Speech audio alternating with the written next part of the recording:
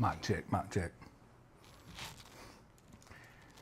Welcome in, everybody, to Road to the Blue Map Central Alabama edition. Caleb Brooks, Bo Starkey here with you to break down all of the action going on around the Birmingham area, around Central Alabama this week in high school sports. Presented by Riverchase Kia in Pelham. Make sure to go over to Riverchase Kia, check them out. They have great selection of vehicles, great customer service over there. We appreciate them being on with us here for Road to the Blue Map Central Alabama edition. You've seen Road to the Blue Map before. It's been done right here around Gadsden, breaking down the Gadsden area and the Northeast Alabama area games. And now each week we will add to it with the Central Alabama edition of Road to the Blue Map. And Bo, there's going to be a lot of teams around the Birmingham area this year that are going to be competing for a spot to go and play for a blue map at Jordan-Hare Stadium. There's going to be several teams, which we will talk about tonight. There's a couple of teams that it's kind of like no-brainers. These guys are in the mix. There's several number one ranked teams, but I think this is something that's needed to be done for a long time. I think this is the area of the state that possibly does not get as much coverage as it should, so we're going to try to help out with that, obviously. And I appreciate you guys at Riverchase Kia for coming on board to make this possible for all of us and all these schools and student athletes. And I want to see you in a Riverchase Kia. I like it. So getting to it now here, breaking down the games. We've got a big one tonight in Chilton County, Alabama, and Clanton. You've got Jemison going to Chilton County, a big rivalry game. Jemison is, about 8 miles from Chilton County High School.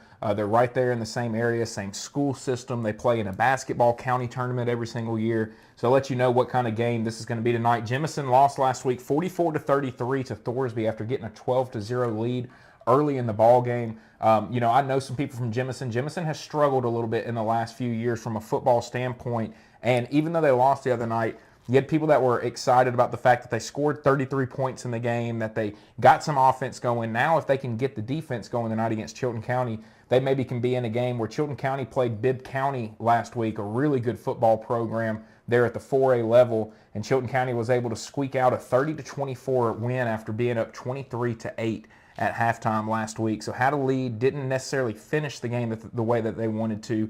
Ends up coming away with the victory. You had Rashard Childers, had 21 carries, 90 yards, a touchdown, also had a sack on defense. Cannon Miller at quarterback went 11 of 18, 82 yards, a touchdown.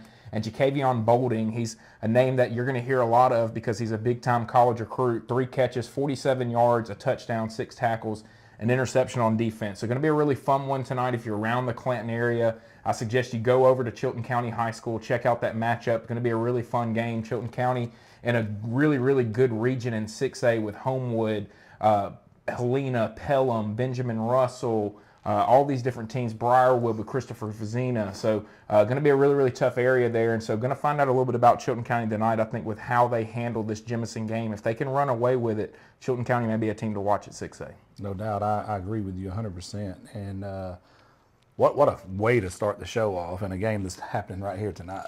Love it. We're going to switch gears and we're going to go over to Montgomery Catholic. I want to talk about them guys. I'm pretty familiar with those guys. I got to hang out with them last week, and Juice and I are head coach, are very good friends. And those guys, they move up in classification and they're ranked number 1, preseason number 1. And I think that's a testament to what they've built there at Catholic over the last several years. And they're no stranger to the spotlight because they were pretty much number 1 wire to wire last year up into the playoffs when they had a huge upset happen.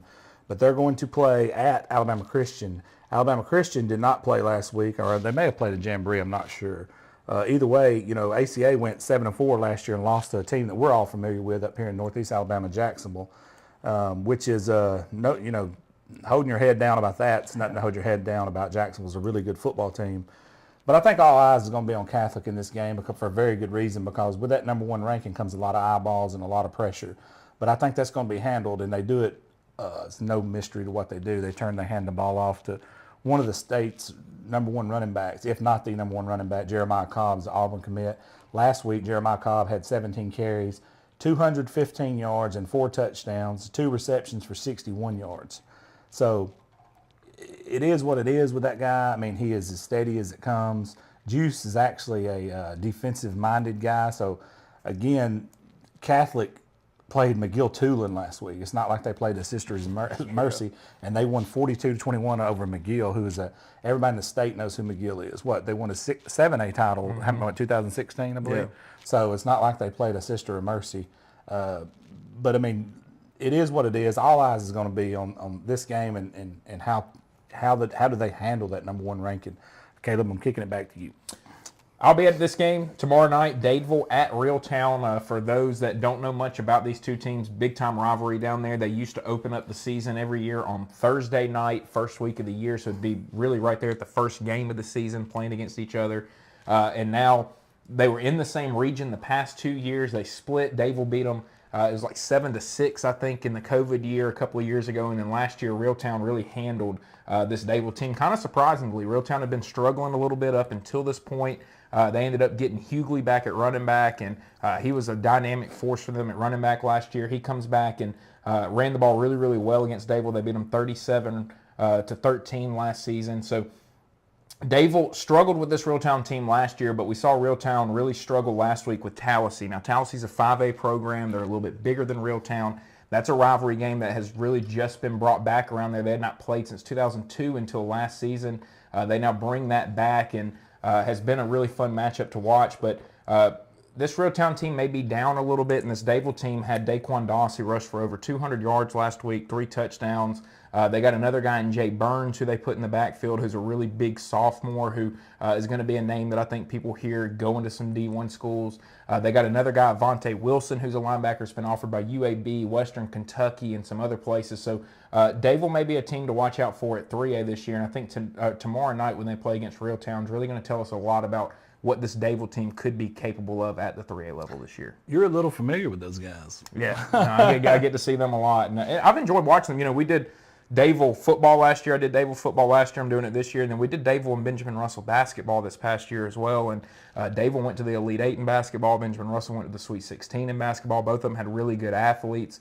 You know, we're going to talk about Benjamin Russell a little bit later and some of those basketball players. But a lot of these guys that I'm calling on Friday nights were out there on the basketball court. And so they've got a winning mindset, and it's translated to the football field the last couple of years for them. And shout out to Matt Johnson, who does a fantastic job at Reeltown. Always has a very competitive team. A man who leads his troops with God first. Love that guy.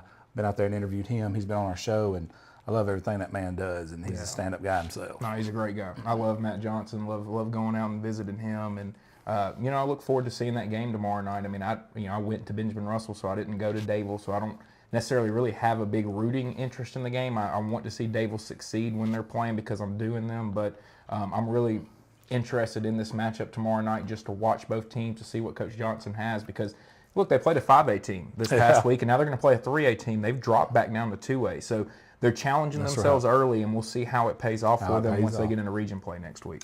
All right, I'm glad you mentioned challenging yourself early, because I'm about to talk about Gadsden City at Hewitt-Trussville. You want to talk about challenging yourself? Gadsden City stepped out and played a team that played Buford for the state championship last year in Georgia. And everybody knows what Buford and the Thompson game looked like last week. So we're talking about a juggernaut. Gadsden City did come up big time on the short end of the stick on that one. It was 69-7. They lost to Carrollton, and a huge loss. I mean, there's no mistake about it. But they were out 3 starters on the offense alone, including quarterback Luke, and he was out. I think Luke will be cleared this week. I'm not sure. It's a game time decision, I do believe. We don't talk a lot about injuries on the show, but I will mention that. Hewitt-Trussville actually went on the road to Central Phoenix City, who was in the 7A championship last year, and had a very competitive game. They were getting beat pretty good throughout the game, and then they made a late rally to pull into 37-21 in that game. But Hewitt showed a lot of grit in that game, and Hewitt is Hewitt. I mean, they're no slouch. They're in the toughest region, arguably in America, and they're very competitive in it, and usually make the playoffs in it every single year, and sometimes make a run in the playoffs. If you can get in the playoffs in that 7A Region 3, the chances of you making a run is very good, and that's no shot at none of the teams that they're playing out of the North. I'm just telling you, the facts are facts. I mean, that's just what it is, and it has been. You can go look that up. But I think a lot of the talk's going to be about Gadsden City. They're making the move down from that elite region, 7A Region 3, into 6A. And now Ollie Smith's been there. This is his 4th season, so these are all his guys. This is all his place. The coaching staff's still intact that he's had. So the question is going to be how Gadsden City, making that move down to 6A, they can breathe a little bit. I mean, they've been in 7A since their existence. The numbers have dwindled down. They're under 1,200 students now. Now they're in 6A. So it's going to be very competitive. It's a competitive region they're in. It's going to be. It's not 7A Region 3, but all eyes are going to be to how do they handle that move down. And Ollie Smith, and, like I said, it's year 4. These are your guys. They have come up the freshman ranks through. So that's going to be a test moving forward this season. We know what Hewitt is. We know what Hewitt's about.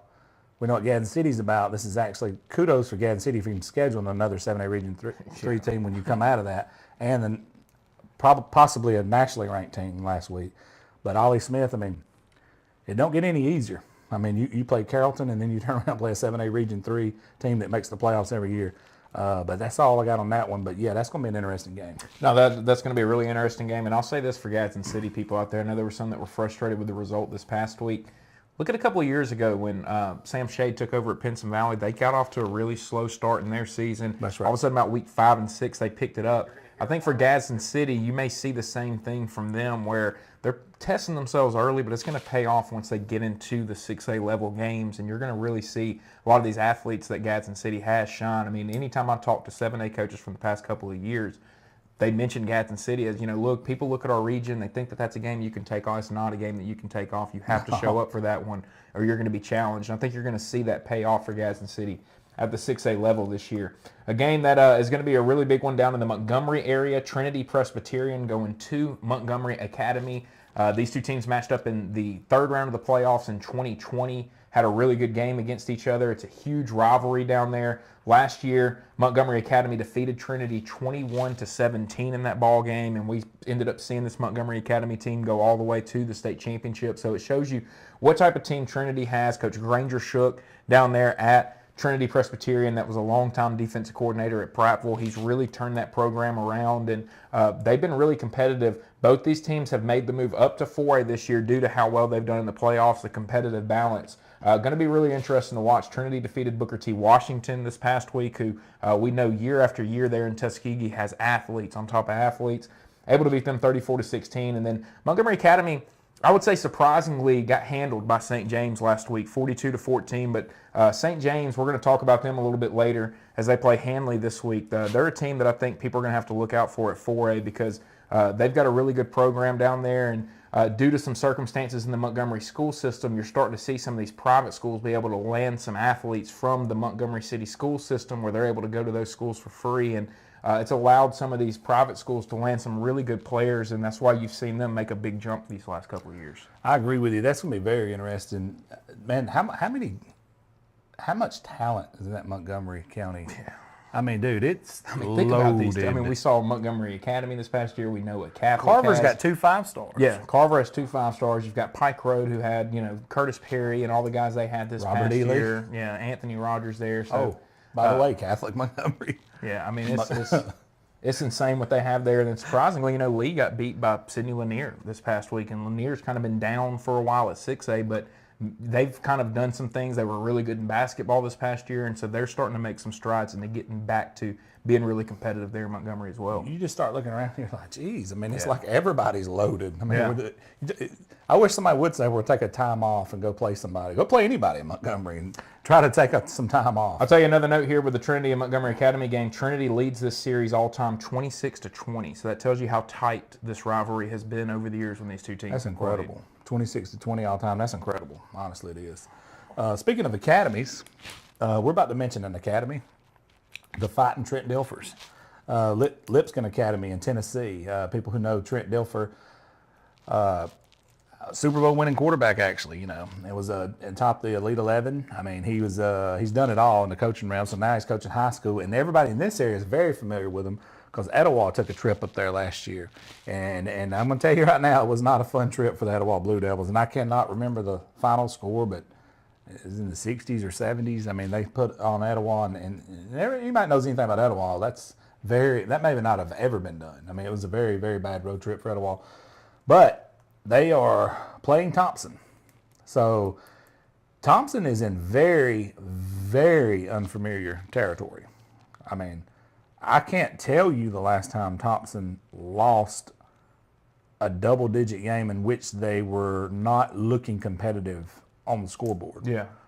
I mean, it may have been early in the Mark Freeman career when he was there at Thompson, or his career there at or his time there at Thompson.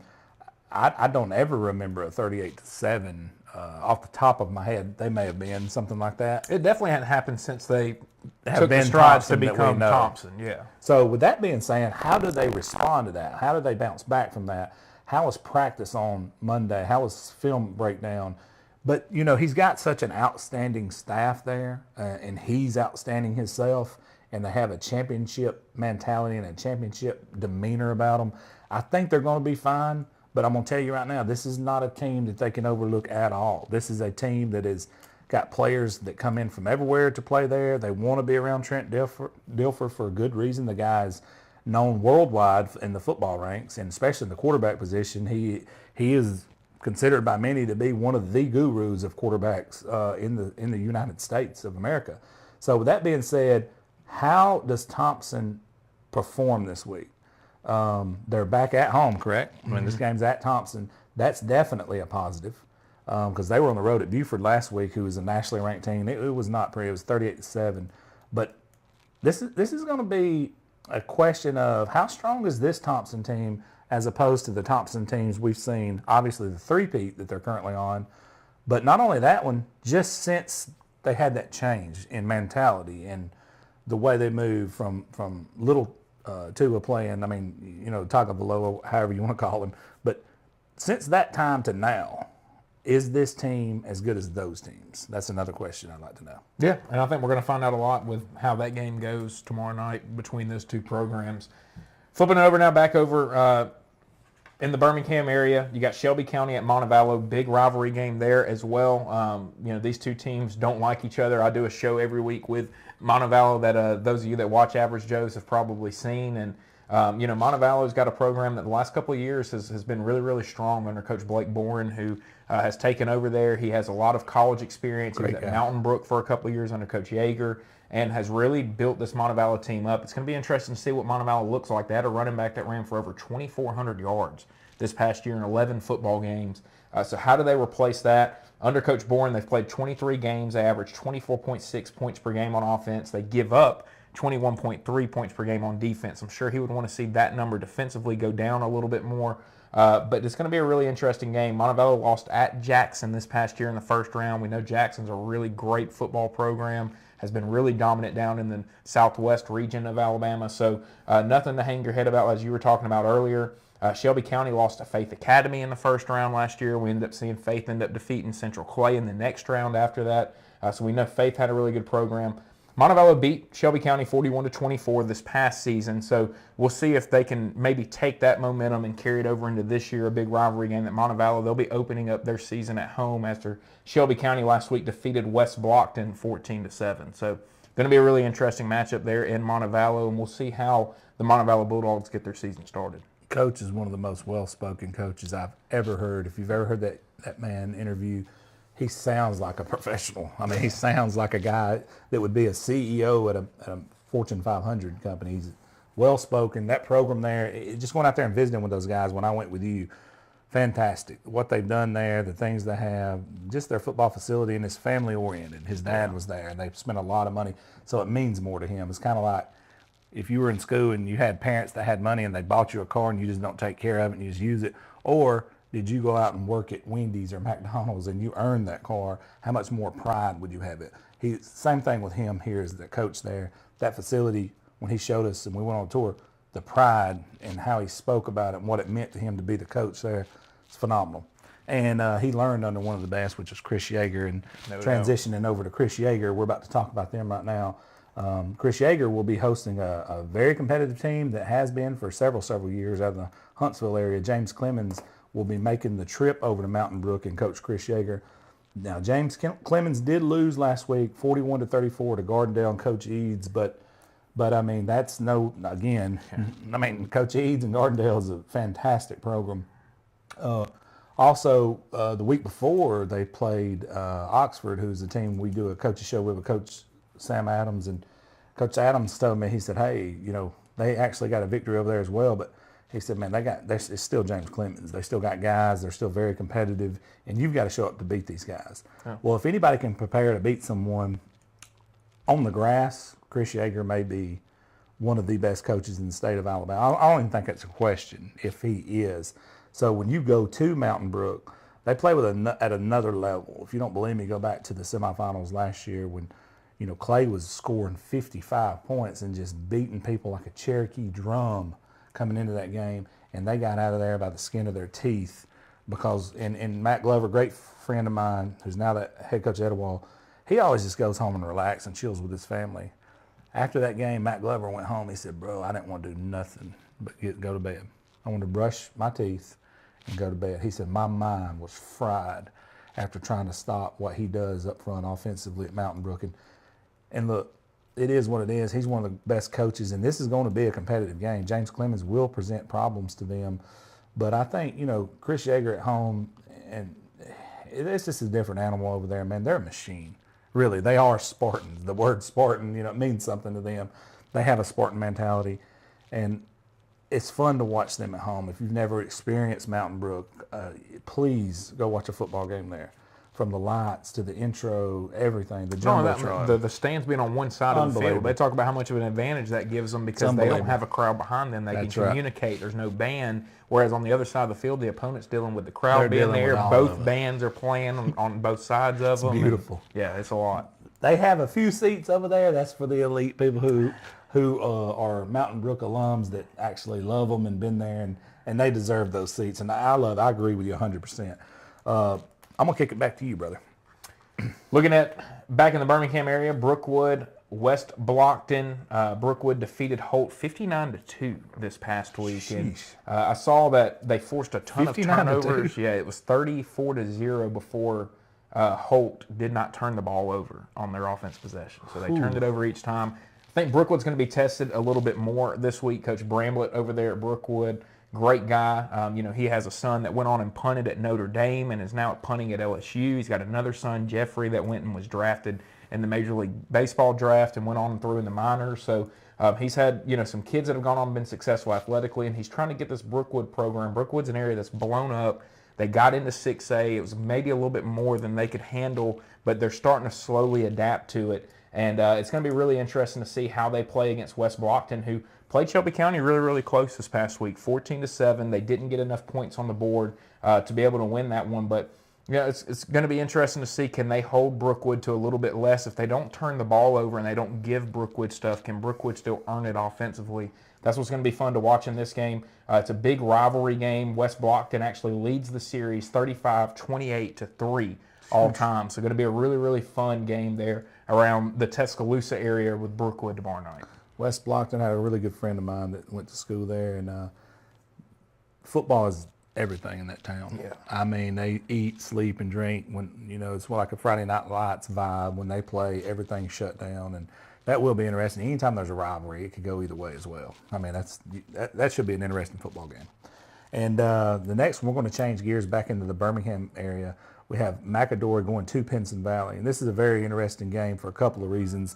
The number one reason is both of these guys are 1-0 on the season. Now, both of them have athletes all over the field. Coach Sam Adams talked about it on his show this week.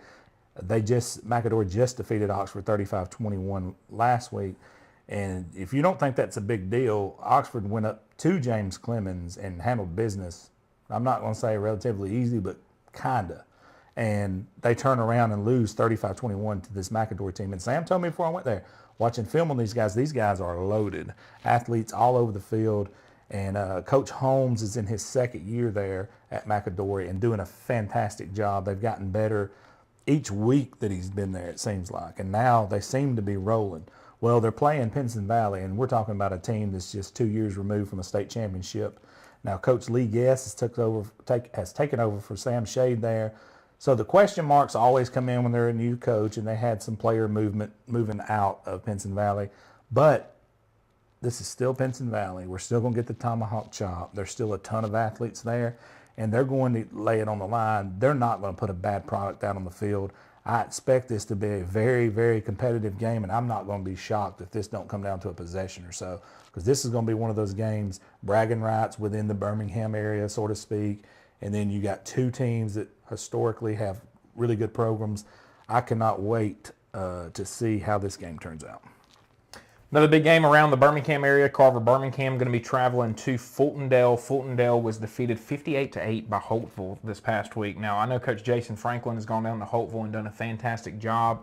He was at Horseshoe Bend a couple of years and got Horseshoe Bend winning. And I got a good friend of mine, Coach Jeremy Phillips, that's at Horseshoe Bend now and is trying to get them back. They actually defeated Wadley this past week, who played for the 1A state championship this past year. So taking some big steps there. Horseshoe Bend's not an easy place to win at, and Coach Franklin had them winning. He's gone down to Holtville, and he's had Holtville winning. So Holtville getting a big win over Fultondale this past week. Carver Birmingham defeated Midfield 20-0. We always know that Midfield has some really good athletes, and Carver able to shut them out. So I think a big game for Carver Birmingham. They haven't necessarily been one of the best teams around Birmingham in recent years, but if they can get a win, start 2-0, and build some momentum into this region play, I think you could see Carver Birmingham start to try to build some momentum to make some noise. We know Carver Birmingham's going to have some athletes there. So going to be a really interesting game to watch. And if Carver Birmingham can get to that 2-0 start, getting a win on the road, could set up for some big things for Carver Birmingham around the Birmingham area. And a lot of people in our area knows Coach Kendrick Cook at Fultondale. He played at Mississippi State.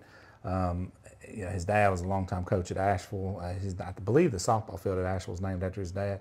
And he's had his work cut out for him, anywhere from not even having a place to train the kids to, situational where they had kids that were coming in and then they don't have kids that were coming in from, what was the school that was about to close their football program down there? Tarrant. And so then they decided to play football again at Tarrant. So it's been a weird situation since Kendrick took over there, and it's his first head coaching job. So we're very familiar with Kendrick Cook, and I can promise you he's doing everything he can to get that program in the right direction. No, and if they give him a couple of years, he's going to have them where they need to be. And people don't realize, there's a ton of talent in Fultondale, and the city is behind them, and they're doing a lot of renovations from the field to the unit locker rooms and everything. So yeah, just give them some time. We live in such a microwave society sometimes that ain't always the case, but I hope in this case it will be. It's really crazy. This is their first meeting ever. They're kind of close to each other up there. That makes no Carver sense. Birmingham, Fultondale, first time that they've ever played each other. So you got to give Coach Cook credit also for finding Carver Birmingham, saying, look, I know you are a little bit higher in classification. We want to go challenge ourselves and see what we're made of, and that could pay off in the long run. That would. I think so. Just from a bragging rights standpoint, I believe. All right. We're going to change gears, and we're going to talk about another 7A Region 3 team, which is Tuscaloosa County, and they're actually traveling to Bessemer City. Tuscaloosa County last week defeated Central Tuscaloosa, which used to be a huge rivalry. Well, it didn't look like much of a rivalry last week for Coach Rainwater and company. It was 44-0. And if you rewind the clock back to the 90s, early 2000s, you would never imagine that. That was a game that everybody used to look forward to each year that would determine a lot of playoff rankings and things like that. Bessemer City lost 18-15 in a strange score to Woodlawn last week, and what a tough loss to come out of the gate with, to lose a game like that, by 3 points. That's a tough way to lose a game. But all right, we're here in year 2 with Coach Weingarten at T County, and can he compete in 7A Region 3? And some people know, and for those of you who do not know, yes, he was the coach at Auburn during that collapse in Thompson in the state championship game, which was one of the most bizarre. I know I've never seen nothing like that with my own 2 eyes, and everybody knows what I'm talking about, and I'm not trying to rub salt in the wound, but that's either here nor there to what I'm about to say. He got the job at T County, and he is a phenomenal football coach, and the question is, do they have the resources, the athletes, the mindset to compete in a quote-unquote meat grinder like 7A Region 3? I don't know. They can. I think they can, because Tuscaloosa County, go back to the show two-a-days. Who's the team that beat Hoover in 2 days in the first season? It was Tuscaloosa County. And they always have athletes there, but putting it together year in, year out and having athletes there that come up every once in a while is 2 different stories, and demographics change and things change. But the question is, can they compete year in, year out in 7A Region 3? But before we shut this game down, they're 3-1 all time versus Bessemer City, which is kind of wild, but it is what it is. So I'm going to kick it back to you, brother. Yeah, Bessemer City's a program. They've got really good athletes. They haven't been able to find their footing with a coach. They've just kind of had coach after coach come through and hadn't found their footing. I'm really interested to see Tuscaloosa County. When I talk to a lot of these coaches that are in that 7A Region 3, they're a team they bring up as kind of a wild card. You don't know what they're going to be like under Coach Weingarten. Everybody knows how good of a coach Coach Weingarten is. And if he gets his team playing the way he had Auburn playing, then watch out for him because, like you said, there's going to be some. They're like Han Solo. You don't know what you're going to get. Yeah, no, exactly. John Carroll going to be traveling down to Marbury. Both teams have started 0-1. John Carroll lost 38-20 to Homewood this past week, a new game that they're going to try to be playing at the beginning of every year, the Battle for the Lake Shore. They played it at Samford University, which was a big-time game. Homewood ends up coming away with a 38-20 win over them. But John Carroll's gotten going the last couple of years. Coach Will Mara there is doing a really, really good job trying to turn things around, get John Carroll back to being really competitive, and they've been able to do that. They started out 3-0 last year, didn't finish the year the way that they wanted to, but he's starting to build strides. He was the middle school coach there for a long time, had their middle school playing really well, ends up getting the head coaching job on the varsity level, trying to turn this program around. And then Marbury, they lost 35-17 to Elmore County this past week, which was a little surprising. Coach Kyle Caldwell is down at Elmore County now. He was at Chelsea for a couple of years as an assistant. He had been a head coach in baseball before at Davil, and now gets the head coach football job there at Elmore County and gets a win in his first game, 35-17. I talked about Davil earlier. I watched Davil beat Elmore County 49-7 to start the year last year, and Elmore County looked like they had some athletes, but just couldn't really get anything going. And so for him to come out and beat Marbury, who I know has taken some really big strides under Coach Hayden Stockton there, kind of sent a message that, Elmore County may be a team to watch for there at 5A this year with Coach Caldwell taking over. Marbury, a really good 5A program. Both these teams are 5A, John Carroll, Marbury, and I think that the winner of this game has a chance to maybe make some noise in their region, whereas if you end up losing this ball game, it's going to be some really bad momentum going into region play and could be a sign that you're going to maybe struggle in your region. It's one of those things where you don't want a loss to snowball effect into a bad season. Yeah, exactly. No doubt. Yeah, especially early on. You need to get a hold of that if you can. So speaking of back in 5A and 5A teams, we're going to talk about Eufaula here in just a second. And Stanhope Elmore is actually going to Eufaula this week. Now, Eufaula is back in 5A after being in 6A the last 2 years. So here's the deal on that. Sometimes that's a good thing. Sometimes it's not. It's all about region realignment. But how competitive will Eufaula be? Eufaula, there's question marks out there. Traditionally, Eufaula is a good football program and a very good hunting area. I remember when I was a kid, that's what I knew Eufaula for. So my stepdad used to always go, I'm going to Eufaula. I was like, I don't even know what that was. I always thought it was another country when I was a little kid, but it's not. It's here in Alabama. But Stanhope Elmore started out 0-1. I mean, that's pretty surprising. But I mean, they lost to Shades Valley last week, 20-13, and Jackson Thompson in that game had 12 catches for 162 yards, 2 touchdowns in the loss to Shades Valley, which he's an outstanding football player himself. But Eufaula went 5-6 last year and lost to eventual state finalist Hueytown in the first round of the playoffs. Again, I don't know how many times Caleb and I have to say this, nothing to hold your head down about. Yeah. If you've seen Hueytown halfway through the season and then you see the Hueytown that was in the playoffs, 2 different animals. And Matt Glover said that yesterday in his office. He was talking about they caught lightning in the bottle late in the season, which is when you want to catch lightning in the bottle. And he said they become another animal last year. So that loss right there in the playoffs in the first round, that is nothing for Eufaula to hold their head down about. Going 5-6 and losing that in the first round, you were in the playoffs.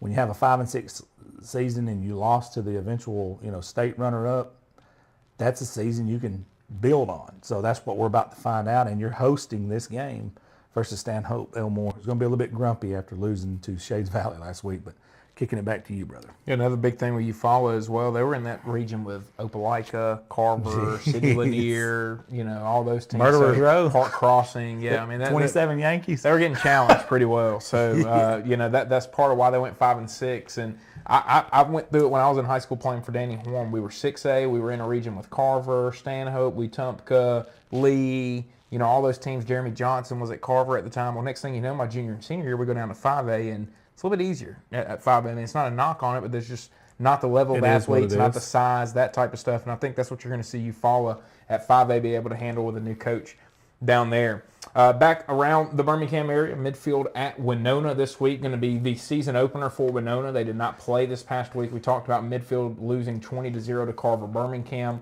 who's a little bit higher classification than them. You know, Winona went 1-9 last year under year one of Coach Nicholas Howard. Got to give him some time. Winona's a place we know has athletes. We've seen Winona competing for state championships in football. We've seen them compete for them in basketball. We know that they have the players there. It's all about getting the right pieces involved. So you got to give Coach Howard some time. And it's going to be really, really interesting to see how this Winona team now comes out of the gate against midfield. Midfield struggled to score this past week. Can midfield get some points on the board? And, if Winona can get off to a good start and get a win in year two under Coach Howard, you never know. I mean, we see it all the time because we're around these high school kids. When you get a team that gets some confidence on them, sometimes they can just ride that confidence throughout a season. Winona's definitely a team that has some athletes that can take that confidence, ride that confidence, and make some noise this year. There's also something to be said about younger teams. If the younger teams ever had, and it's weird, and you sit in basketball all the time, but if teams who are not even supposed to know they're not supposed to be doing this can get on a roll, that's when you're just like, look out, because they don't know that this is not supposed to happen. They think this is, they think they're supposed to be there. They're not, and that's, you're right, man. And Winona, I mean, how many, go back to the 90s, whenever, 80s, I mean, Winona's, they've always had athletes in that area of the state, man. For phenomenal football program. Winona leads that series 12-4 all time as well. They're against midfield, so really, yeah, that is wild. Midfield's got some good teams. Oh my gosh! In every sport, midfield's super competitive. I always have been. So yeah. We're going to shift gears and we're going to talk about Pell City at Leeds. Now this is a very interesting matchup from the standpoint. Pell City actually lost to Moody last week, very convincingly actually, 55-21. Coach Jake Gaines has those guys rolling, and we will be talking about them on the show very soon. But Steve Mask taking over there at Pell City, he's no stranger to the big stage or big games or anything. And this is going to be one of those tasks. Is they're 0-1. They're going on the road versus a very good football team. It's kind of one of those circle the wagon games. They got to put something together and go on the road to Leeds and play one of the nation's best defensive ends. Now here we go. So Leeds defeated Montgomery Jordan last week, 21-7. Year one of Steve Mask here at Pell City. We're going to find out a lot because you've said it, I've said it. It's an old football saying. Teams usually grow the most between week one and week two as they do all year. And when you have an old veteran coach who is a several-time state champion, who is one of the elite coaches in this state, I don't care what anybody says, he is that. They're going to grow from last week to this week. What better place do you want to go than somewhere like Leeds that is going to test you? He's not going to shy away from that. Pell City's a proud town. I worked there for several years and got to know the people there. And they're more than a lake people. A lot of people say, well, Pell City, we're going to the lake. No. They have athletes there. They have a good football program there. And they've had a traditionally good football program there. When you bring in a guy like Steve Mask, that tells me that you want to start winning again. They didn't go out and just hire some cookie-cutter coach. No, they went out and hired St. Paul's Steve Mask. Just a couple of years removed from the state championship. 2 years removed, correct? And you go out and hire a guy like that, that means we want to win. So my question to you is, how much growth are they going to have from that 55-21 loss to Jake Gaines and this program he's building over there that's getting a lot of noise around the state? How much growth are they going to have, and how competitive are they going to be versus this Leeds team that's pretty much established and been very good? Yeah, going to be really, really interesting to see how that matchup goes, and going to be a really fun one there at Leeds tomorrow night. Another big matchup there in the Birmingham area. You got Shades Valley, who started 1-0. We talked about the win over Stanhope Elmore this past week. They're going to be facing off against Fairfield. Fairfield lost 35-12 to Parker. And we're going to see Parker and Ramsey. That's actually going to happen tonight. And that matchup's going to tell us a lot about both teams. But look, me and you have gotten to go visit Parker. We've seen them They got a running back, man, Khalifa Keith, that there's not many guys in the state would want to tackle that guy. And I talked to him last year in the playoffs, and then me and you went and visited them, and he walked in the room and said, dude, you've gotten bigger in the last 9 months. And could you imagine that? Oh, I mean, and he was tough to tackle last year. So I know the people in Alexandria that may be watching this, they know the name Khalifa Keith. And last week, you saw where Fairfield got to find out about Khalifa Keith and did not handle it well, 35-12. Going to be a little bit interesting. You know, Shades Valley, Coach Ruben Nelson, he won a state championship at Ramsey at the 6A level as they defeated Opelika back in 2016 at Jordan-Hare Stadium. He's been very successful everywhere he's been. Last year 1 at Shades Valley, trying to get his program where he wants it. A big win over Stanhope this past week. We'll see how they can build off that traveling on the road to Fairfield this week, who, look, they've got athletes at Fairfield. I mean, they just had a wide receiver who is now playing football at Auburn right now. They've always had good players. I was there last year, and Coach Keon Hanley, that was there last season, brought out a kid that was a freshman, was a lineman, probably about 6'6", 300 pounds, and said, I just wanted you to see this kid, because I'm amazed by it, to watch this walk. I mean, you don't see You're not the only one amazed. So that tells you what type of athletes there at Fairfield. So really interesting game, because if Shades Valley can win that one, all of a sudden Shades Valley is going to be a team to watch there at 6A, and they can make some noise, especially with Coach Nelson there. Shades Valley, another traditional, really good program, but man, what a tough task. Yeah. Fairfield's Parker ran for over 300 yards this past week against Fairfield. Those guys, and Khalifa Keith had 270. Those guys, man, are just, we watched them work out. We watched their energy during workouts. And people get the misconception about Parker. Parker is they are first class. They treated us like we were brotherhood, man. They brought us in, offering Coach Warren's a great guy. Oh, man, salt of the earth. Great guy. Talked about the program, talked about, what they're doing with the kids in the off season. Feeding kids, talked about the workout program, talked about, the relationships, the individual relationships he had. And again, he was bringing guys out of the locker just to let us look at them because he cares about his kids. He had a sophomore kid that we looked at and said, what?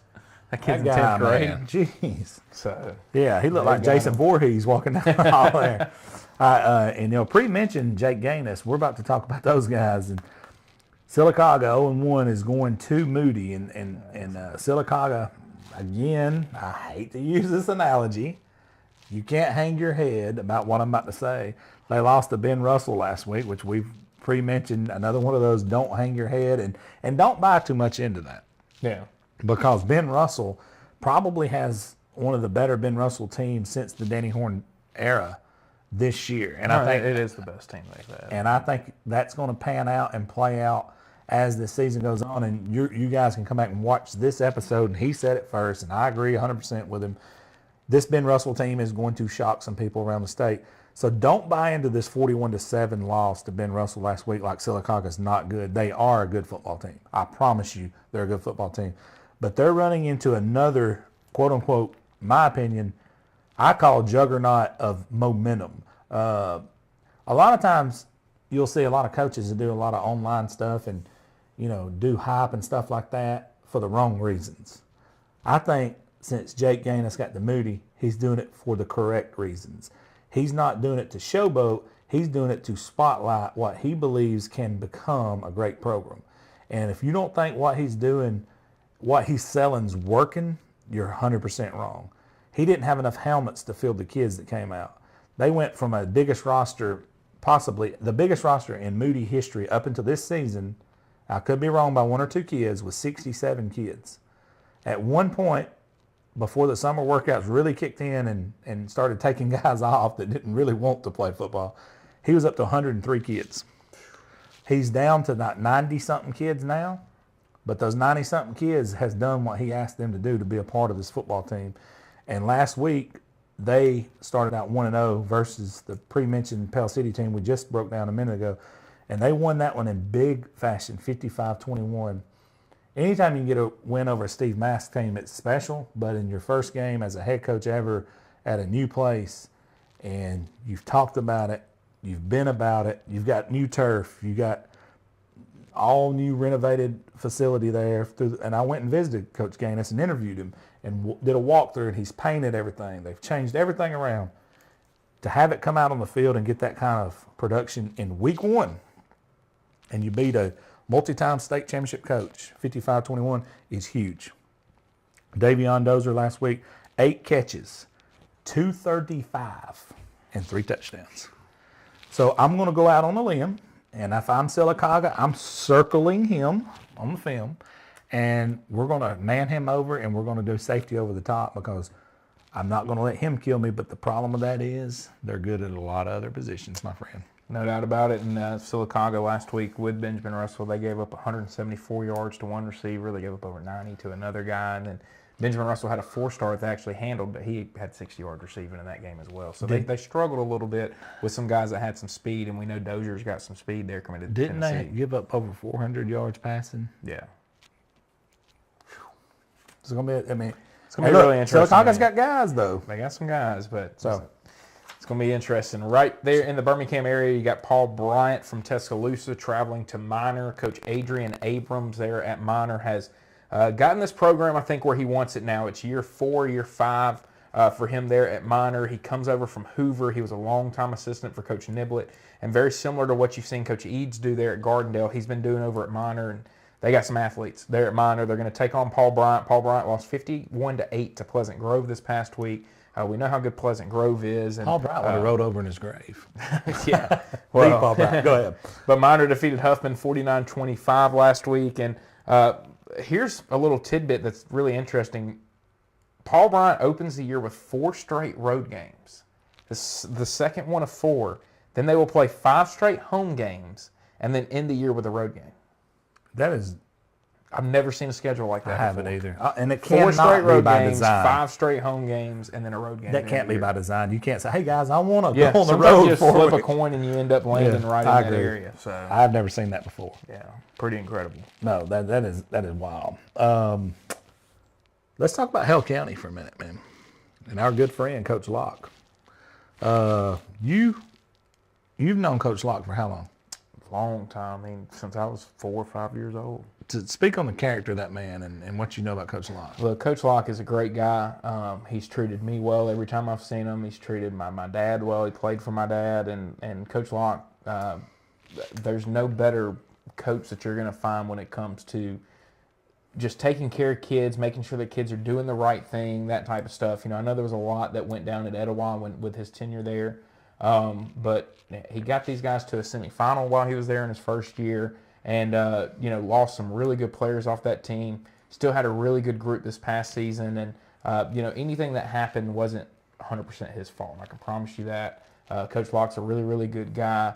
And I think he's going to do some big things there at Hale County. There's some athletes there at Hale County. And if he can get them playing the right way and doing the right things, then all of a sudden you're going to start hearing Hale County's name a little bit more in the football circuit. He and his wife was fantastic. We've had them both on the show. His wife came on Friday Night Lives and Friday Night Wives with us with Tara Dawn, and outstanding human beings. And anytime you put a good person in place like that, like they have at Hale County now, and they went out and got Coach Locke, good things is going to happen on the back end.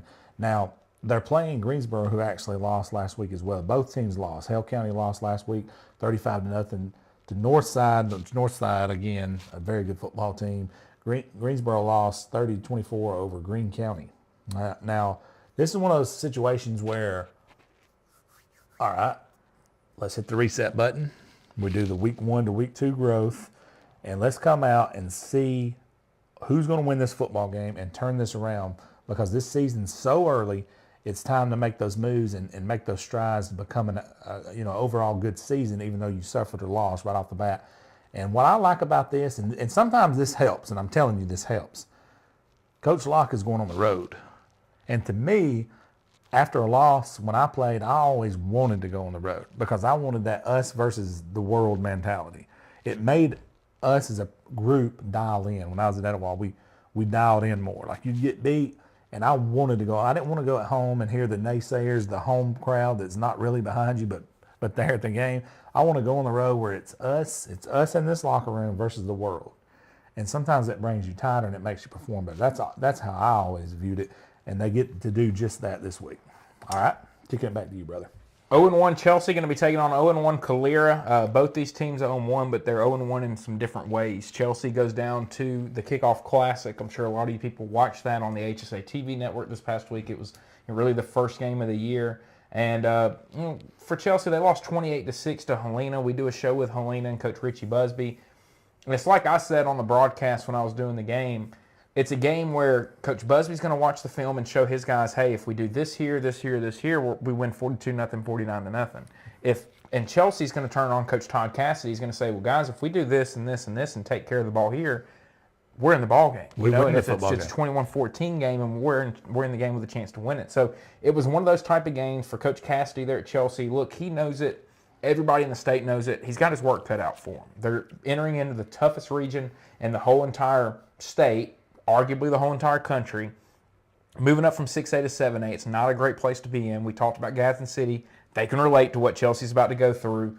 And so it's going to be really interesting to see how they handle going to Calera, who went to Spain Park this past week with Coach Tim Vakakis, had a 10-7 lead with less than 3 minutes to go. Spain Park makes a drive, gets a touchdown with less than a minute left to take a 14-10 lead. They hold on to win.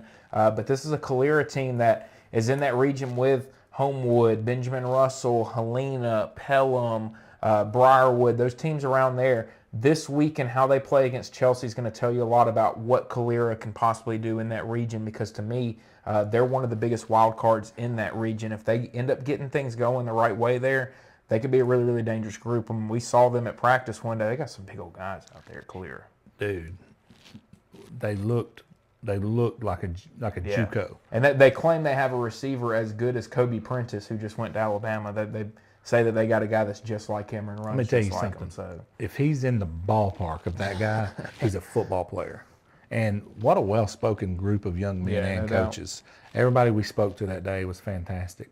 And another place that's making strides. As the city grows, they grow. And did they shy away from it? They stepped up and said, yep, we're moving up. You know, there's a lot of changes coming, and they know eventually if the city keeps doing what it's doing, they're going to come, eventually go up. Like, they know all this is coming, but hey, didn't shy away one bit. I was really proud of that. Calera's going to be a name that you guys are going to be hearing here, I think, really soon. You're seeing the trickle-down effect. People that were moving down into Alabaster starting to move down into Calera. Calera's only 7 miles away from Alabaster. So as they climb up into 7A, they may struggle a little bit early, but eventually you're going to start seeing Calera, and you'll go, where'd that come from? Of note, they were a 2A school in 1995, about to probably become a 7A in 2025. So what? Pretty incredible. They were 2A? They were 2A in 1995. Jeez, man. And that was back when there was only 6A. Yeah. There was no 7A. So technically on paper, wow. I mean, they've jumped us. This place has grown tremendously. Man. So they've had some struggles from a football standpoint because of it. They've gone up to 4A really quick, then they went up to 5A kind of quick and started getting their footing there. And as soon as they did, they had to jump up into 6A in the region with Stanhope, Wetumpka, Benjamin Russell, Helena, Pelham, all those teams. So they've had their struggles here recently, but last year they started to make some noise, started to make some strides with Coach Jason Hamlin there. I think you're going to see them this year, I think, really make some noise at the 6A level, especially in that region. All right, we're going to swap gears and talk about Coach Strain, the Handley Tigers. Great guy to talk about. Who are 1-0 and highly ranked again this year for very good reason. They're highly ranked every year. I mean, as long as he's there, they're going to be. They're going to be. And they're playing St. James, and this is the first matchup for these two since 2003, which is an interesting stat considering the way these two programs perform. Now, those who do know Coach Strain and those who do not Coach Strain, if you know Coach Strain, you know one thing about him. There's no filter. That man's going to tell you what's on his mind, and that's a good thing. That's a lost art form in this country and in this world, I think. But at the same time, if he tells you, whatever he tells you, it's law. I mean, he really believes what he tells you. And he looked me in my eyes and he said, "Bo, we have a really good football team this year." And I believe him. And I actually got to watch them play against Etowah in the Jamboree game. And that's two very good teams going at it. And they were pretty much in control of that game, the majority of that game. Etowah made some strides here and there. And Etowah did some good things in that game. But, man, if I'm not mistaken, last time I went and visited Coach Strain last year, they had 400-pound squatters on his roster. Now, that don't happen overnight. That happens through hard work, dedication. Coach Strain himself works over 100 hours a week. That's a fact. I don't know if you know that or not, but that's really interesting. So Handley last week defeated 6A Valley 22-20. St. James defeated Montgomery Academy 42-14. So, man, talk to me. I'm going to let you talk about this one a little bit, Caleb. This is I'm an excited interesting about football this game. game. I mean, This it's is one of those actually helicopter. Reggie and I talk about helicopter games. Yeah, no, but when I'm doing games, so when I'm doing Dave on Friday nights, I've got my phone out and I'm going through NFHS and I'm just checking games. I watch Benjamin Russell some. I watched some of the other games. I was watching Auburn Hoover this past week. That's a game I'll be tuning into. I want to see what Hanley looks like against St. James. And, look, Coach Jimmy Perry's done a really good job there at St. James as well. He was at Robert E. Lee for a long time, did really well there. And he's done a good job at St. James of building them up. They have a quarterback there that's really, really good. And, we talked about the fact that because of the Montgomery City school system and some of the things going on there, kids are able to go to some of these private schools for free. St. James's school is taking advantage of that. They've gotten some athletes in, and it's going to be really fun to watch them compete against Hanley. And it's crazy to think that Hanley didn't win it last year. I remember doing the Champions Challenge game when they played Gunnersville. Oh, and after man. that game, you said, well, Right at the start of the season. might as well go ahead and just hand them the blue map because nobody's going to beat this group. Was his name Tay Meadows? Yeah, Oh, obviously wow. he ended up having some injuries, and I hate it for him. He had a really rough high school career. I like Tay a lot. I got to interview him a lot. Really, really tough high school career for him with some injuries and stuff. But I remember watching them after that first game against Gunnersville last year, and you just thought, man, nobody's going to They ain't nobody touching these cats. But they're going to be good again. I mean, that's going to be a fun one. one. Going to be a really fun one. In the Birmingham area, Spain Park at Briarwood, going to be a fun game there. Look, you got Spain Park who beat Calera. It took a late touchdown, as we talked about. And for Briarwood, Christopher Vizina, committed to Clemson, 5-star quarterback, one of the top 5 quarterbacks in the country. They went to Clay Chalkville last week, and it just didn't go very well. And from what I've been A lot told, of people are shocked by that. and people look at it and they go, oh, well, Vizina must not have played good. From what I've been told, he didn't have a chance to play good. No. They didn't block him up front, 100%. didn't give him much time.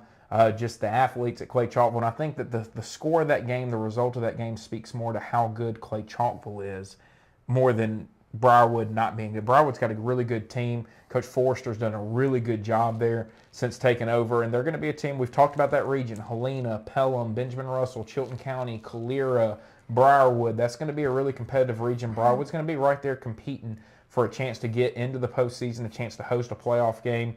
But it also just shows the gap, I think, between them and who won it last year and who everybody has as the favorite to win it this year. And I think that Coach Forrester will tell you, look, while we didn't come out on the right end, that game's going to be good for us in the long run because it shows us where we're at and shows us where we need to get to. And Briarwood and Coach Forrester is going to work for that. One thing of note is that Clay Chalkville ran for 14 yards per carry last week against Briarwood. Yeah, 14 yards per carry. So going to need to fix that a little bit as they take on Tim Vakakis and 7A Spain Park this week in a big-time matchup there around the Birmingham area. Jeez. 14 yards per carry. Briarwood did beat Spain Park 42-8 last season, though. So, yeah, 14 yards per carry. Mr. Vakakis wasn't in town. He was at That JO. is true, yeah. He was over at JO last I think he's got a different mentality with those guys. It'll be I'm a not little saying different, who's going to win that football game. I agree with you. It'll But be a little I tell you different what this I year. will tell you. It's not going to be 48 to whatever No, I agree. this year. Now, here we go. The Dora Bulldogs that will bark at you when you come off the bus. I know that for a fact because I was there with Etowah years ago. Is at Aniana. Now, this is very, very interesting football game right here because Aniana, those of you who know, was representative for the North in the 4A state championship game. And speaking of state championship games, they defeated the 2A representative of the North last year, Cleveland, 47-14. So, and everybody in this area up here in North Alabama knows who Bothwell is, their running back. He ran the ball 12 times for 178 yards and 2 touchdowns in that win over Cleveland. And that was a big win for them because those kids know each other and they both had bragging rights. They were both in state championship games last year in the finals, both on the biggest stage they are. And for them two guys to hook up, shout out to both coaches for setting that up. Cleveland last year, remember in the playoffs, had their concession stand burned to the ground. I don't know if you remember that. We haven't had an update on that, but the last I heard over the summer is they've gotten a new one built up, and that's fantastic for them because how unfortunate is that to happen in the playoffs like it did last year? How cool was it that they played back-to-back last year, too? So awesome. But because those you saw fans from Aniana that hung around to watch the those Cleveland kids knew game. each other, respect. And Gardner has They had a great crowd over there for that 2A game. I don't know, it was one of the biggest 2A crowds I've seen. One of the in a best while. halves in football I've ever seen. Yeah, for sure. And, Gardner did retire after last year, which his son was a senior and graduated. He retired, and he actually works with BSN now and sells sporting goods. And great guy, great human being. But a lot of proud fans, and they should be there at Cleveland, because Cleveland, they made that host city. I know they didn't win it, but they made that city proud, and they put that city on the map last year. Now, Dora last season was 6-5 and went out in the first round, lost to Brooks, but another playoff team. So Aniana starting out with a state finalist and a playoff team right out of the gate. And Dora's coached by Chavis Williams, that played at Alabama for a while, and he was at Carbon Hill for a couple of years, and he's done a good job there at Dora. He knows football. There ain't no doubt about it. And here's the deal, man. Aniana, a lot of people have them right back in the mix because Bothwell returned.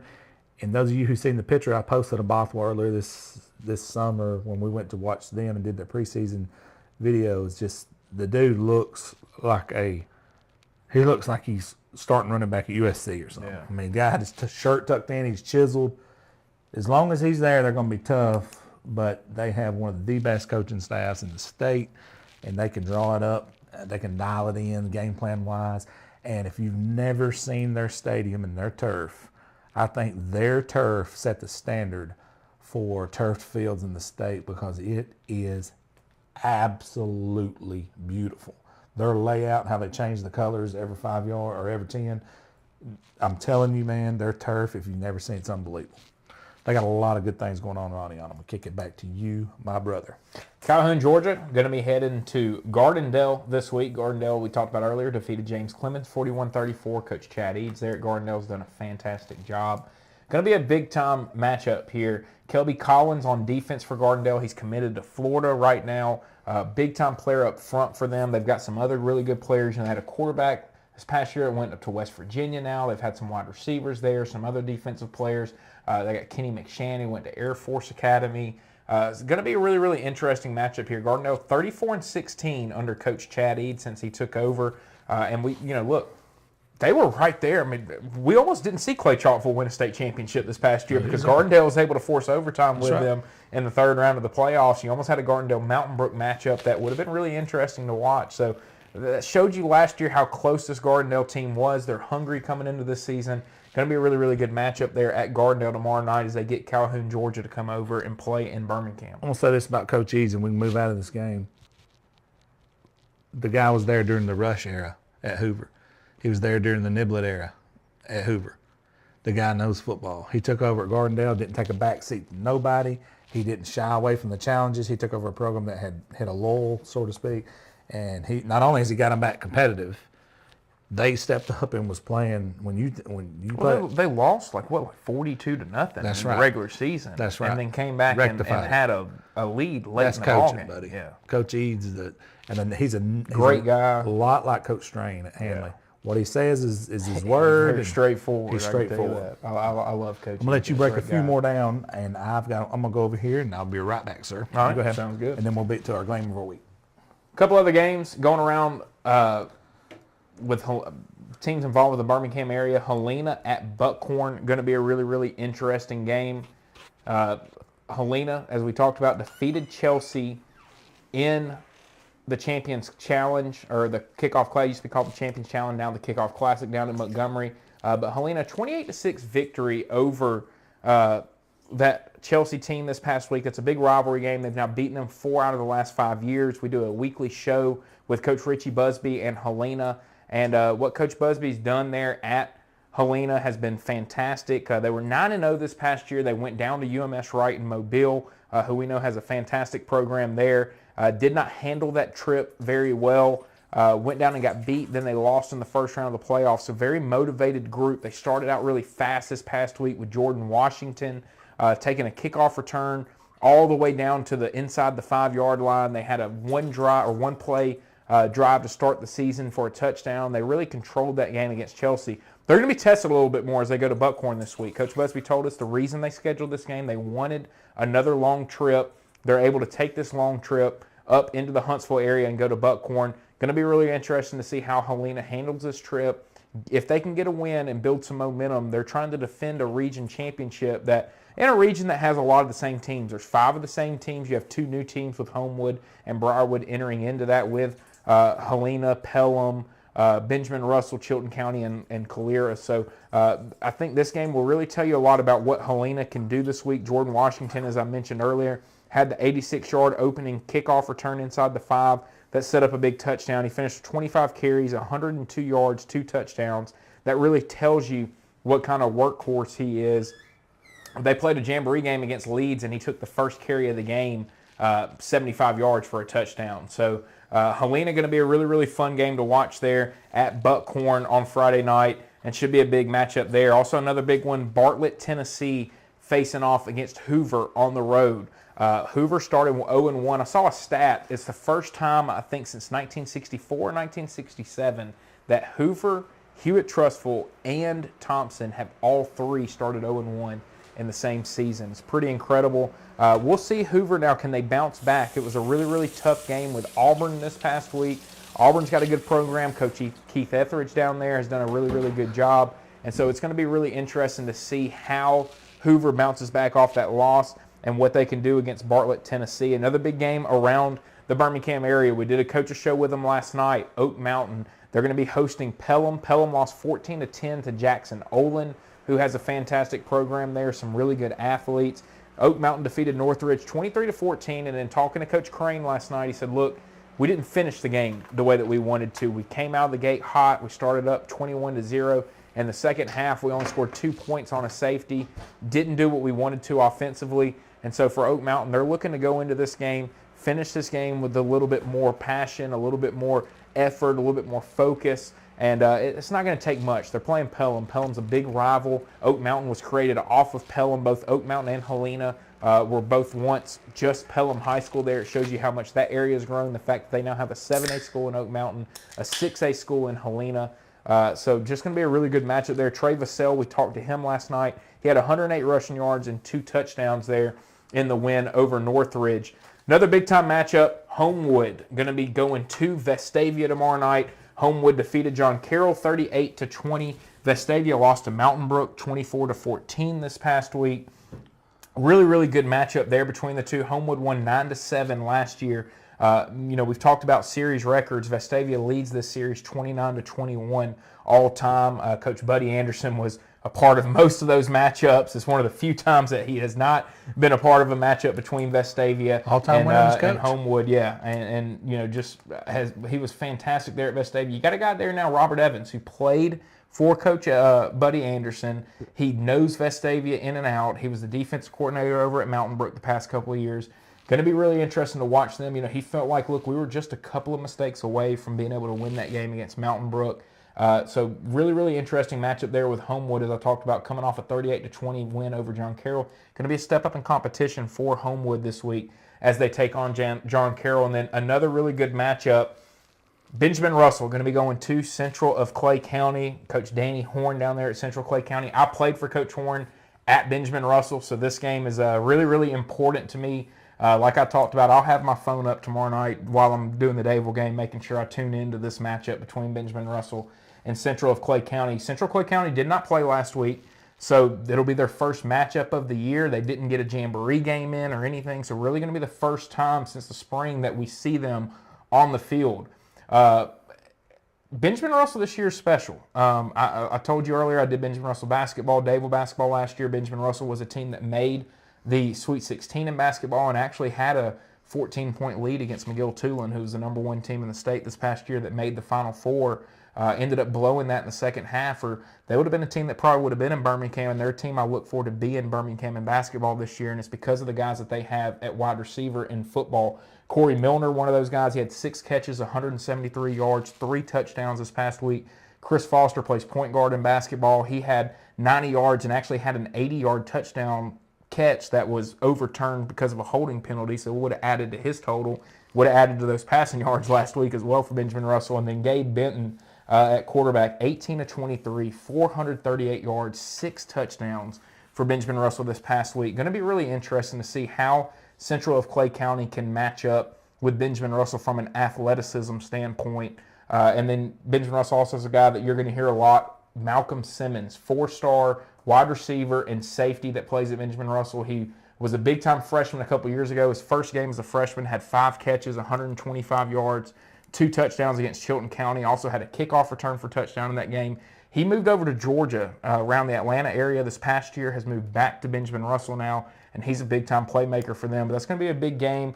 Coach Horn is 3-1 since he went back to Clay County and started coaching them. His only loss was his first year there. They actually had a 10-0 lead at halftime, actually went up 17-0 and lost that game 28-23. And since then, they have dominated and won 110-60 the past 3 seasons. So going to be a big-time matchup there at Central Clay County tomorrow night. But if Benjamin Russell can get a win heading into region play the next week, I think you talked about it earlier, Benjamin Russell's going to be a team that really has a chance to make some noise at 6A this year. Interesting, very interesting matchup. And you just said it. Clay has pretty much dominated the last 3, 110-60. Now, one of those included the night that they were naming their stadium at Ben Russell, Willie Carr Martin. That game? Yeah, you were at that one? I was at Savarese, Willie Carr Martin Stadium. But the problem with that was they were rolling Danny Horn. And I don't know how those things get scheduled, and I don't know the timing of that, but what could the chances be that a legend is going for 300 win when 2 other legends are getting a stadium? I can tell you they named did that after on purpose, though. They wanted to honor 2 stage. Hall of Fame coaches on the same night that another Hall of Fame coach was coming back to Benjamin Russell for the first time. And, I mean, they wanted everybody to kind of see, hey, we've had 3 Hall of Fame coaches, and really 4 when you include Phil Lazenby, who's down at Bayside right now. 4 of the last 5 coaches after Danny Horn left that had been at Benjamin Russell were Hall of Fame guys, and Steve Savarese, Willie Carr Martin, Danny Horn, and Phil Lazenby. So, I mean, that was part of why they did that night, was just wanting to show, hey, look, we've had 3 guys that are Hall of Famers that have been right here and been the head coach of Benjamin Russell before. It makes sense. And I can also see why Coach Horn took it as motivation, and his team went out there and took it. They 100% did. Yeah, what was 38-7? I think was the Josh, final. Josh was in the locker room, with Clay on the road that night, and he seen the look in their eyes, and he seen the look in Coach Horn's eyes. It was a different look than he had. And this was a team that went back-to-back state champions. They took down there. And the beautiful part about that was neither school shied away from it. But now the roles is a reverse a little bit. Central Clay's had a lot of graduation. Tommy Wood and I spoke this week in depth about their team. The number one concern, and this is a big kind of concern, I don't care what you do. You can have all the skilled guys in the world. It don't matter. They return 1 starter up front on that offensive line. That's going to be the big one. But that is where Benjamin Russell is probably the weakest, is up front on the offensive line, up front on the defensive line. So that's going to be interesting to watch in that matchup. If Coach Horn can get his group, which I can tell you is a guy that played for him and played up front for him, he's going to get his offensive line to block and to play physical. If they can run the football against Benjamin Russell, they're going to be able to give them some issues. But Sylacauga did have some issues running the football against them. And I think the biggest thing is going to be watching Central Clay try to handle the passing attack of Benjamin Russell and them spreading it out. And how crazy could it be if Gabe Benton can go for over 400 yards? He could have over 800 yards passing in 2 weeks of football so far. If he does that versus Danny Horn, I'm going to shake his hand. And for people that hadn't watched Benjamin Russell, if you get a chance to go on NFH, if you have an NFHS account and want to go find them, their quarterback, I mean, I'm telling you, when he's in pads, he looks like Cam Newton. He's 6'4", 215 pounds. He plays for my dad in baseball. He's 88, 89 off the mound in baseball, and has a fantastic arm in football and just a freak athlete. And there's a rumor he may be playing some basketball this year. He played basketball in the past. He's a great basketball player as well, and he would do nothing but help a basketball team that has a really good chance at getting to Birmingham this year and playing in the Final Four. Brother, I think it's game of the week time, and then we're going to shut this one down. I'm going to let you lead it off. Big time game in the Birmingham area, a rematch of the 6A state championship from this past year. Clay Chalkville going to be traveling to Hueytown. And look, people get excited when it's a rematch for a state championship. We're excited about it, but it's not the same 2 teams matching up. And you could argue Clay Chalkville's maybe even better this year than they were last year. Hueytown lost some really good players from this past season. And Hueytown may be a team that, come the end of the year, is making noise again, because they're going to be a team that's going to build up and get better as the year goes on. They're challenging themselves early. They played Ramsey this past week, lost 41-28. Mm-hmm. Now challenging themselves with the defending 6A state champs, Clay Chalkville.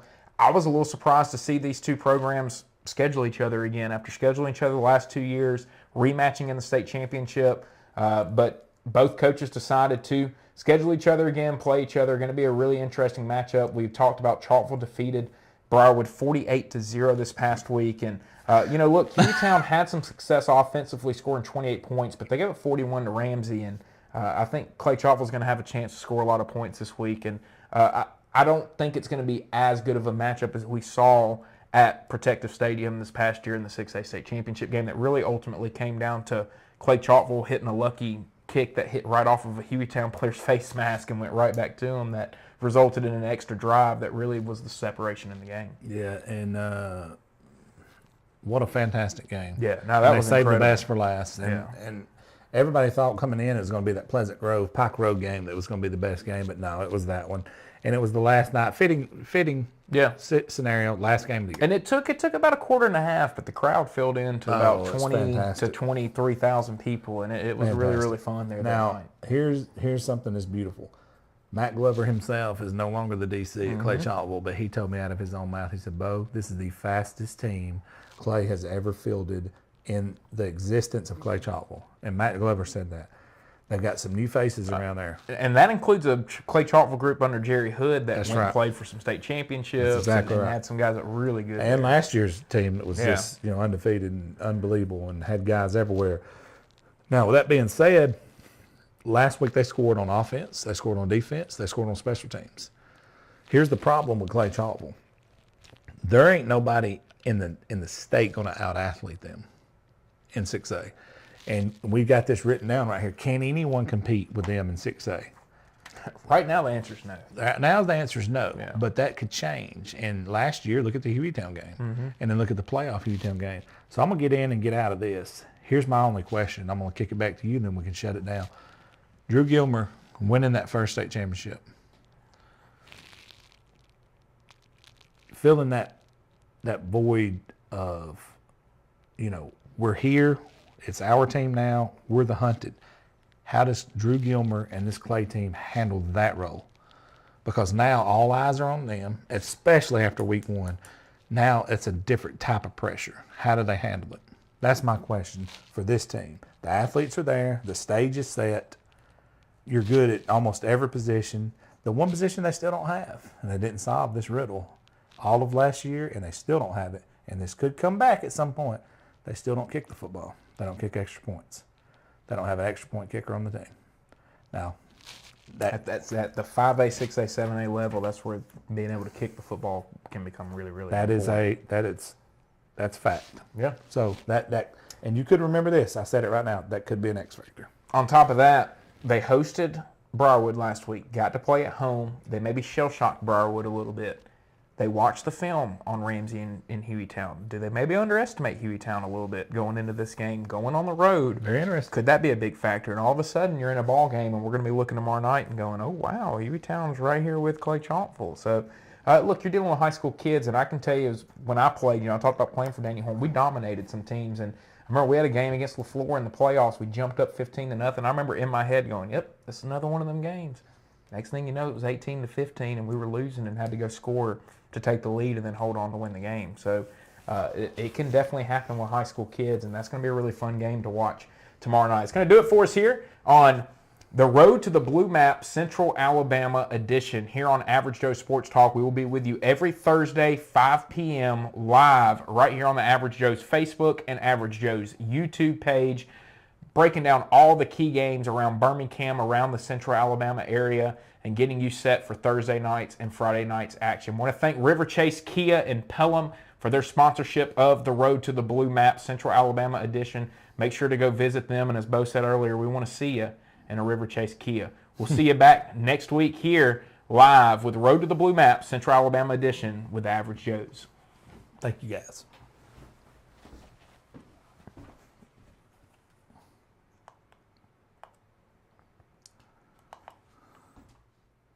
What do I do?